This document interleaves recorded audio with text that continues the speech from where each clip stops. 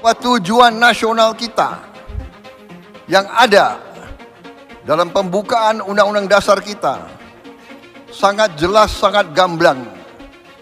Tujuan nasional kita yang pertama adalah melindungi segenap bangsa Indonesia. Untuk apa kita bangun gedung-gedung? Untuk apa kita bangun pelabuhan, bandara? Untuk apa kita bangun kereta api cepat? Untuk apa kita bangun jalan raya? Untuk apa kita bangun waduk? Kalau negara ini tidak utuh, tidak aman, tidak terlindungi. Lupa. Saya sendiri baru ngah bahwa bernegara itu ada aliran realisme. Jadi saudara-saudara, kalau kembali kepada bernegara, ada bernegara berdasarkan ideologi. Kemudian sesudah 70 tahun sekitar itu biasanya negara itu akan bernegara berdasarkan tujuan kemakmuran. Ya. Aliran ekonomi. Negara bertujuan meraih kesejahteraan dan kemakmuran. Kalau yang 70 tahun pertama biasanya yang mimpin adalah para pejuang kemerdekaan dan para prajurit. Sesudah itu, begitu kita beralih kepada aliran ekonomi, yang mimpin biasanya para pengusaha dan para ekonom, ahli ekonomi. Tapi ada aliran ketiga bernegara, dan ini kadang-kadang kita lupa. Elit bangsa Indonesia lupa. Yang ketiga ini adalah aliran realisme. Di Indonesia selama ini yang selalu diajarkan adalah aliran ideologi dan ekonomi. Lupa. Saya sendiri baru ngah bahwa bernegara itu ada aliran realisme. Kenyataan. Kalau negara bertujuan, kalau negara berdasarkan realisme, negara itu tujuannya harus survival. Survival suatu bangsa. Karena pasti ada konflik. Politik, ekonomi, konflik pertahanan dan sebagainya. Dan ini hari-hari ini kita lihat dengan mata kita tiap hari. Ukraina, Sudan, Somalia, Yemen, terakhir Gaza, perang, dibantai rakyat, anak-anak dibantai, hitungan terakhir 136.000 penduduk Gaza terbantai. Ini adalah penemuan jurnal Inggris, The Lancet. Hitungan mereka 136.000. Sebagian besar anak-anak kecil.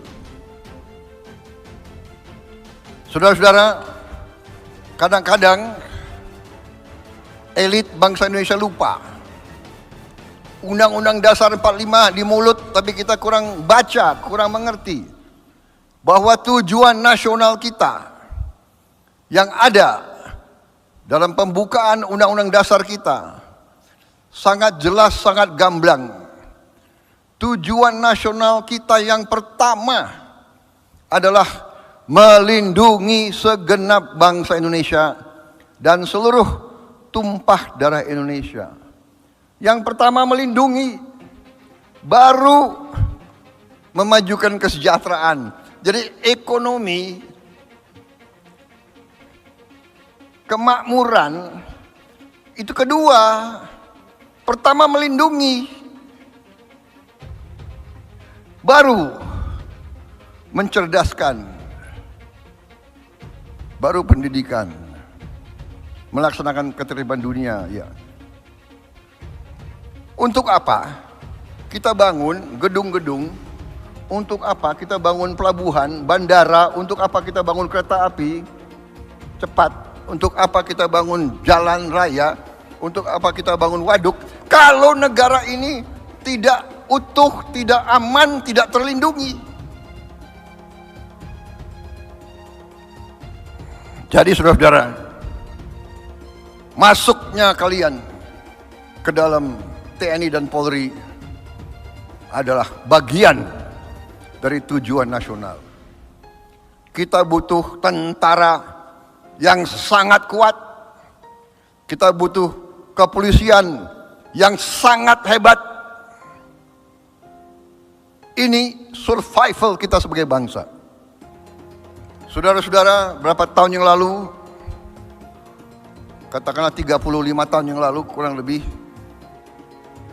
ada sebuah studi dari Harvard University. Mereka membuat suatu research tentang semua peradaban, semua pemerintah peradaban yang bertahan di atas 300 tahun.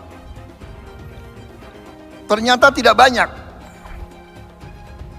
Kalau tidak salah hanya ada 10 peradaban yang bertahan 300 tahun ke atas. Pertama Tiongkok. Tiongkok tertulis saja sudah 3.000 tahun sejarahnya. Tidak tertulis mungkin 4.000, 5.000 tahun. India sama, kurang lebih 2.500 tahun, lebih 3.000 tahun. Persia sama, di atas 2.000 tahun. Romawi 1.000 tahun. Peradaban Islam 1.000 tahun.